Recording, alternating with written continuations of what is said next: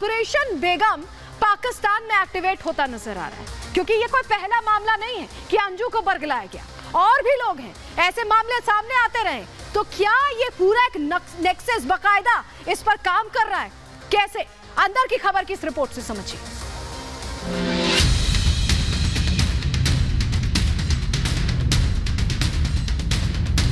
भाई कोई मुसलमान होके आती है तो हम भी प्लॉट देंगे। कुछ ऐसा ही लालच दिया होगा, कुछ ऐसा ही जाल बिछाया होगा, जिसमें फंस गई भारत से गई अंजू।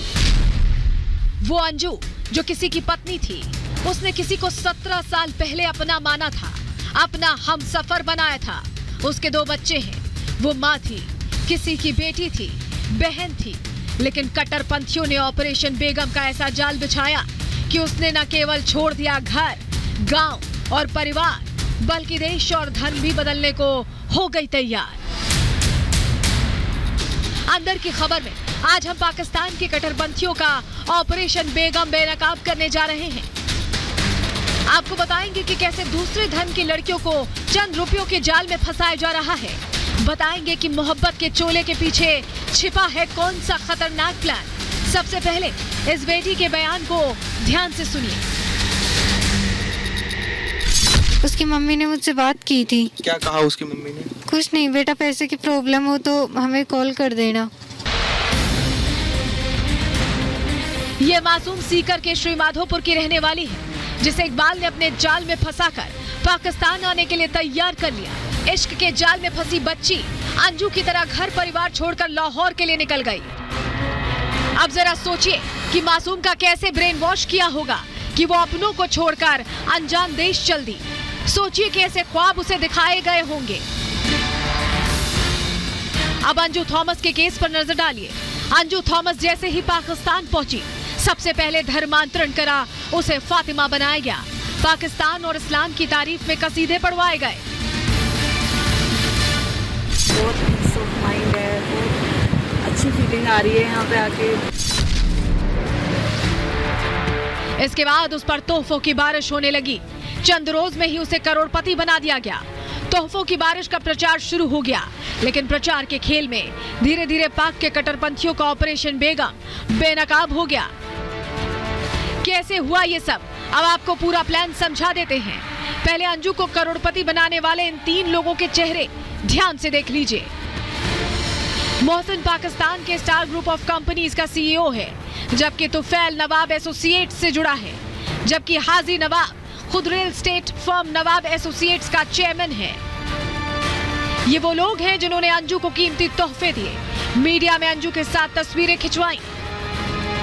भारत के लोगों ने जब इनसे तोहफे देने की वजह पूछी, तो इनकी जुबान से छिपा एजेंडा बाहर निकलने लगा। यकीन ना हो तो सुन लीजिए। भाई कोई मुसलमान होके आती है तो हम भी प्लॉट देंगे। तो फातिमा बन चुकी है, तो फातिमा को तो हमने उम्रे का पैकेज का ऐलान भी किए।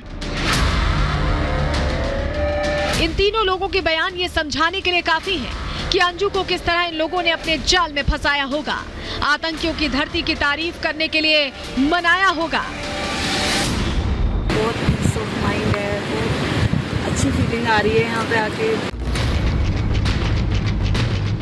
कुछ हद तक तस्वीर आपके लिए साफ हो गई होगी। ऑपरेशन बेगम की बाकी तस्वीर भी आपको समझा देते हैं। तय प्लान के मुताबिक ये लोग सोशल मीडिया के जरिए भारत की लड़कियों से दोस्ती गांठते हैं। दोस्ती होने पर धीरे धीरे उन्हें अपने प्रेम जाल में फंसाते हैं। इसके बाद उनके सामने अपने मजहब की तारीफ करते हैं, अपने मजहब के खुलेपन और आजादी की तस्वीर दिखाते हैं। जैसे ही लगता है कि टारगेट इनके जाल में फंस रहा है, ये आगे के प्लान पर काम शुरू कर देते हैं। धीरे धीरे उसे पाकिस्तान बुलाने की तैयारी की जाती है।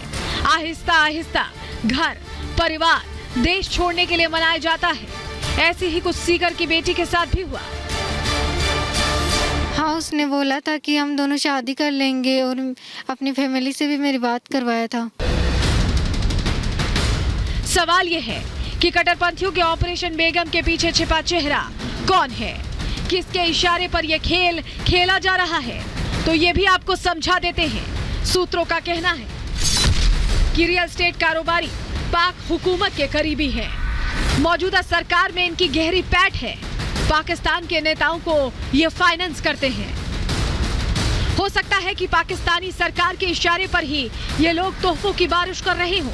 पूरी संभावना है कि आईएसआई की ओर से उन्हें ऐसा करने के लिए कहा गया हो। लेकिन सवाल यह है कि आखिर ऐसा क्यों किया जा रहा है? जिस देश के पास खाने के लिए रोटी नहीं है, वो दूसरे देश से आई लड़कियों पर इतना मेहरबान क्यों है? जिस देश में गरीबी अपनी सारी सीमाएं लांघ चुकी है, उस देश के लोग सरहद लांघने वाली महिलाओं पर करोड़ों क्यों लुटा रहे हैं? Bureau report, Republic Bharat.